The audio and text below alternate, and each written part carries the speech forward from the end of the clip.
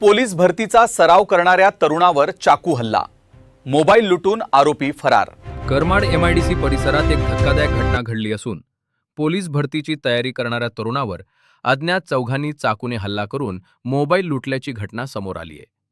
या घटनेमुळे परिसरात भीतीचे वातावरण निर्माण झाले असून नागरिकांकडून पोलीस गस्त वाढवण्याची मागणी होते। जखमी तरुणाचे नाव प्रमोद साहेबराव निकाळजे, वय 19 वर्ष, राहणार रेल्वे स्टेशन परिसर करमाड असे आहे।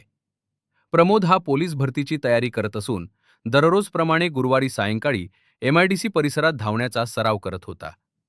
मिळालेल्या माहितीनुसार सायंकाळी 7:30 ते 7:45च्या दरम्यान ह्युसंग कंपनीमागील रस्त्यावर प्रमोद धावत असताना काळ्या रंगाच्या ॲक्सेस स्कूटीवरून आलेल्या तोंड बांधलेल्या 2 अज्ञात व्यक्तींनी त्याला अडवले। आरोपींनी त्याचा मोबाईल हिसकावण्याचा प्रयत्न केला।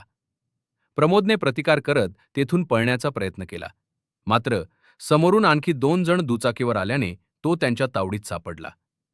आरोपींनी त्याच्या दंडावर आणि पाठीवर चाकूने वार करत त्याच्याकडील सुमारे 49,000 रुपये किमतीचा मोबाईल लुटला आणि घटनास्थळावरून फरार झाले। जखमी अवस्थेत प्रमोद कसाबसा घरी पोहोचला। त्यानंतर त्याला करमाड ग्रामीण रुग्णालयात दाखल करण्यात आले। त्याच्या पाठीवरील गंभीर जखमांवर तब्बल 12 टाके घालण्यात आल्याची माहिती समोर आली आहे।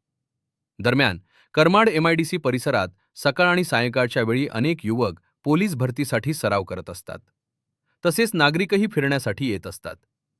यापूर्वीही या भागात लुटमारीच्या घटना घडल्याने नागरिकांमध्ये भीतीचे वातावरण निर्माण झाले आहे।